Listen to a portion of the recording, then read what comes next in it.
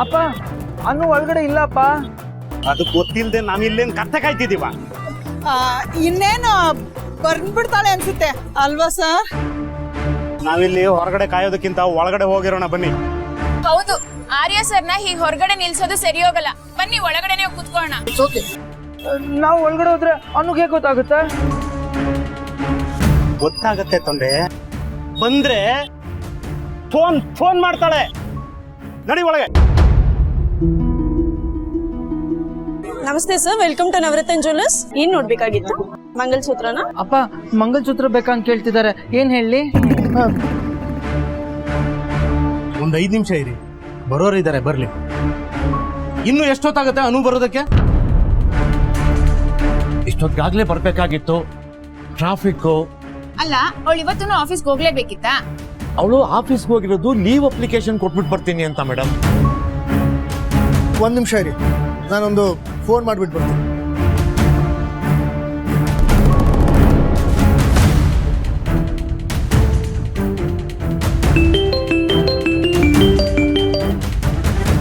ದಾದಾ, ಎಲ್ಲಿದ್ದೀರ ನೀವು? ನಾನು ಹೊರಗಿದ್ದೀನಿ. ನೀನು ಹೇಗಿದೆಯಾ? ಐ ಆಮ್ ಸೂಪರ್ ಫೈನ್ ದಾದಾ. ಆದ್ರೆ ನೀವು ಆಫೀಸಲ್ಲಿ ಇಲ್ದಿರೋದು ನೋಡಿ ಎಲ್ಲರೂ ಅಡ್ವಾಂಟೇಜ್ ತಗೊಂತಿದ್ದಾರೆ. ನೀವು ಟೆನ್ಷನ್ ತಗೋಬೇಡಿ, ನಾನೆಲ್ಲ ಸರಿ ಮಾಡಿದ್ದೀನಿ. ನೀನು ಅದನ್ನ ನೋಡ್ಕೋತಿರ್ಬೇಕಲ್ಲ. ಯಾಯ, ಆದ್ರೆ ಅವಳಿಗೂ ಇದನ್ನ ಹ್ಯಾಂಡಲ್ ಮಾಡೋಕೆ ಗೊತ್ತಾಗ್ತಿಲ್ಲ.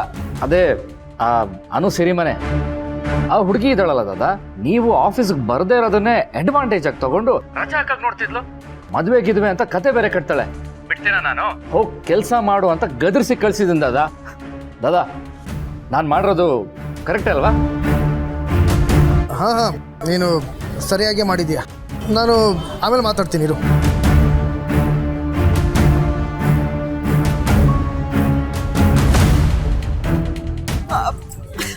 ಸರ್, ಏನಾಯ್ತು ಸರ್? ಅನು ಎಲ್ಲಿದ್ದಾಳಂತೆ? ಇನ್ನು ಎಷ್ಟೊತ್ತು ಕಾಯ್ಬೇಕಂತೆ? ಸರ್, ಪರವಾಗಿಲ್ಲ, ಅನು ನಿಧಾನಕ್ಕೆ ಬರ್ಲಿ. ಅಲ್ಲಿ ತನಕ ನಾವು ಮಾಂಗಲ್ಯ ಚೈನ್ ನೋಡೋಣ. ಹೇಗಿದ್ರು ಸಂಪತ್ ಅವ್ರು ಇದಾರಲ್ಲ, ಅವ್ರಿಗೆ ಯಾವ್ದು ಇಷ್ಟನೋ ಅದೇ ಸೆಲೆಕ್ಟ್ ಮಾಡ್ಲಿ. ಅನುಗೂ ಅದೇ ಇಷ್ಟ ಆಗುತ್ತೆ. ಏನಂತೀರಾ ಸಂಪತ್ ಅವ್ರೆ? ಸರ್, ಸ್ವಲ್ಪ ಹೊತ್ತು ಕಾಯೋಣ, ಅರ್ಜೆಂಟ್ ಯಾಕೆ ಮಾಡಬೇಕು? ಸುಬೋರೆ, ಇನ್ನು ಎಷ್ಟೊತ್ತು ಕಾಯ್ಬೇಕಿಲ್ಲಿ? ನಾವೇನ್ ಬಿಟ್ಟಿಗೆ ಬಿದ್ದಿದೀವ? ಸುಬ್ಬು, ಸುಮ್ಮನೆ ಇರು. ಅಣ್ಣ, ಈಗಿನ ಕಾಲದ ಹುಡುಗಿರ್ ಟೇಸ್ಟೇ ಬೇರೆ ಇರುತ್ತೆ. ಅಟ್ಲೀಸ್ಟ್ ರಮ್ಯಾ ಬಂದಿರಾರು ಚೆನ್ನಾಗಿರ್ತಿತ್ತು. ಹೋಗ್ಲಿ ಬಿಡಿ, ಪರವಾಗಿಲ್ಲ. ನಾವೆಲ್ಲ ಇದೀವಲ್ಲ, ಅನು ಬರೋವರೆಗೂ ಯಾವ್ಯಾವ ಮಂಗಳಸೂತ್ರ ಡಿಸೈನ್ ಇದೆ ಅಂತ ನೋಡ್ತಾ ಇರೋಣ. ಬನ್ನಿ. ಐ ನೋ ದ್ಯಾಟ್ ಎಲ್ಲದರಲ್ಲೂ ಚೇಂಜ್ ಮಾಡಲೇಬೇಕು. Listen, it's my order. Harshavardhan ಅನ್ನೋ ಜಾಗದಲ್ಲಿ ಹರ್ಷ ಬರ್ಧನ್ ಅಂತ ಚೇಂಜ್ ಆಗಬೇಕು. You get that? ನೀವು ಮೊದಲು ಮಾಡಿ, will see later. Ya sir, may I come in? Ya, come in. ನೀನಾ? ಏನ್ ಬೇಕಾಗಿತ್ತು? ಕೆಲಸ ಎಲ್ಲ ಮುಗಿಸ್ಬಿಟ್ಯಾ? ಸರ್, ಇಲ್ಲ, ಅದು ಗೋ ಗೋ. ಸರ್ ಪ್ಲೀಸ್, ನಾನು ಹೇಳೋದು ಕೇಳಿ. ಕೆಲವೊಂದು ಸತಿ ರೂಲ್ಸ್ಗಿಂತ ಪರಿಸ್ಥಿತಿಗೆ ಜಾಸ್ತಿ ಇಂಪಾರ್ಟೆನ್ಸ್ ಕೊಡಬೇಕಾಗತ್ತೆ ಅಲ್ವಾ ಸರ್? ಏನು ನನಗೆ ಪಾಠ ಹೇಳ್ಕೊಡಕ್ಕೆ ಬಂದಿದ್ಯಾ? ಅಯ್ಯೋ ಇಲ್ಲ ಸರ್, ನನ್ನ ಸಿಚುವೇಶನ್ನ ಅರ್ಥ ಮಾಡ್ಸಕ್ಕೆ ಬಂದಿದ್ದೀನಿ. ಸರ್, ನೀವು ಮಲ್ಲಮ್ಮನ ಕತೆ ಕೇಳಿದ್ದೀರಾ? ಕತೆನಾ? ಹಾಂ ಸರ್, ಚಿತ್ರದುರ್ಗದ ಕೋಟೆಗಿರೋ 19 ಬಾಗಿಲುಗಳಲ್ಲಿ ಒಂದು ಬಾಗಿಲಿಗೆ ಮಲ್ಲಮ್ಮನ ಬಾಗಿಲು ಅಂತ ಹೇಳಿ ಕರೀತಾರೆ. ಅದ್ರ ಹಿಂದೆ ಒಂದು ದೊಡ್ಡ ಜಾನಪದದ ಕತೆನೇ ಇದೆ ಸರ್. ಇಲ್ಲೇನು ಸ್ಟೋರಿ ಟೆಲ್ಲಿಂಗ್ ಕಾಂಪಿಟೇಷನ್ ನಡೀತಿದ್ಯಾ? ಅಯ್ಯೋ ಇಲ್ಲ ಇಲ್ಲ ಸರ್, ನೀವು ಕೋಪ ಮಾಡ್ಕೋಬೇಡಿ. ನಿಮ್ಗೆ ಈ ಕತೆ ನಿಜವಾಗ್ಲೂ ತುಂಬ ಇಷ್ಟ ಆಗುತ್ತೆ. ಚಿತ್ರದುರ್ಗದ ಕೋಟೆಗೆ 4 ದಿಕ್ಕುಗಳಿಗೂ ಒಂದೊಂದು ಹೆಬ್ಬಾಗ್ಲಿದೆ ಸರ್. ಅವರು ಯುದ್ಧಕ್ಕೆ ಅನುಕೂಲ ಆಗಲಿ ಅಂತ ಆ ಬಾಗಿಲುಗಳನ್ನ ಮಾಡಿದ್ದಾರೆ. ಅದರಲ್ಲಿ ಒಂದು ಸಣ್ಣ ಬಾಗ್ಲೆ ಮಲ್ಲಮ್ಮನ ಬಾಗ್ಲು.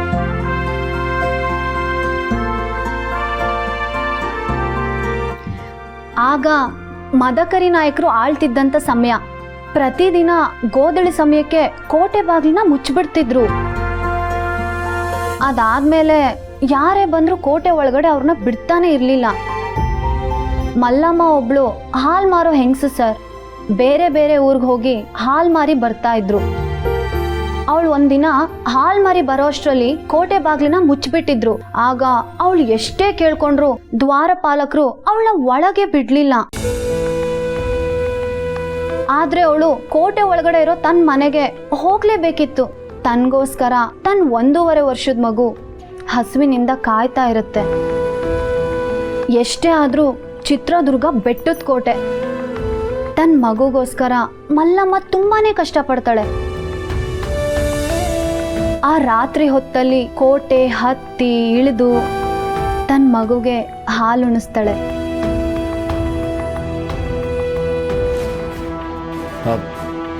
ಇದೆಲ್ಲ ಯಾಕೆ ಹೇಳ್ತಿದ್ದೆ ಈಗ? ಸರ್ ಪ್ಲೀಸ್, ಇನ್ನ ಕತೆ ಮುಗ್ದಿಲ್ಲ. ಹೀಗೆ ಮಲ್ಲಮ್ಮ ಕೋಟೆ ಹಾರಿದ್ದು ಸೈನಿಕರಿಗೆ ಗೊತ್ತಾಗಿ ಅವಳನ್ನ ಕರ್ಕೊಂಡು ಹೋಗಿ ಮದಕರಿ ನಾಯಕರ ಮುಂದೆ ನಿಲ್ಲಿಸ್ತಾರೆ. ಆಗ ಆ ರಾಜರು ಏನ್ ಮಾಡ್ತಾರೆ ಗೊತ್ತಾ? ಇನ್ನೇನು ಮಾಡಿರ್ತಾರೆ? ಮಾಡಿರೋ ತಪ್ಪಿಗೆ ಶಿಕ್ಷೆ ಕೊಟ್ಟಿರ್ತಾರೆ. ಇಲ್ಲ ಸರ್, ಶಿಕ್ಷೆ ಬದಲು ಅವಳಿಗೆ ಬಹುಮಾನ ಕೊಡ್ತಾರೆ. ಬಹುಮಾನನ? ಹಾ ಸರ್. ಯಾಕೆ ಅಂದ್ರೆ ನಮ್ಮ ಮದಕರಿ ನಾಯಕರು ಬಹಳ ನ್ಯಾಯವಂತರು. ಮಲ್ಲಮ್ಮ ತನ್ನ ಮಗುಗೋಸ್ಕರ ಕೋಟೆ ಹಾರಿದ್ದು ತಪ್ಪಲ್ಲ, ಅದು ಅನಿವಾರ್ಯತೆ ಅಂತ ಅರ್ಥ ಮಾಡಿಕೊಂಡ್ರು. ಅದಕ್ಕೆ ಮದಕರಿ ನಾಯಕರು ಮಲ್ಲಮ್ಮನ ಪ್ರೀತಿ, ಮಮತೆ, ಧೈರ್ಯನ ಮೆಚ್ಚಿ ಅವಳಿಗೆ ಬಹುಮಾನ ಕೊಟ್ಟರು.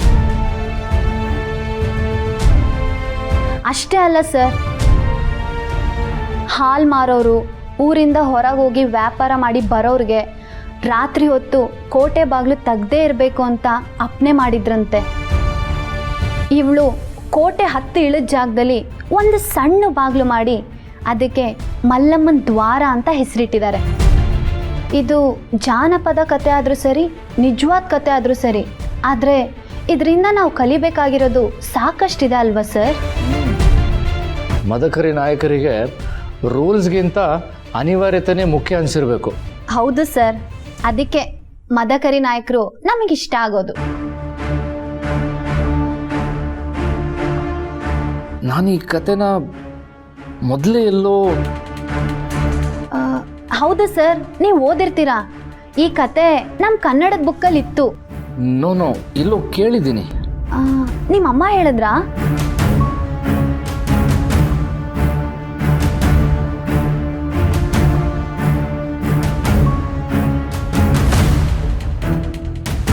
ಸರ್, ನನಗೆ ಮದುವೆ ಫಿಕ್ಸ್ ಆಗಿದೆ ಅಂತ ಹೇಳಿದ್ದೆ ಅಲ್ವಾ.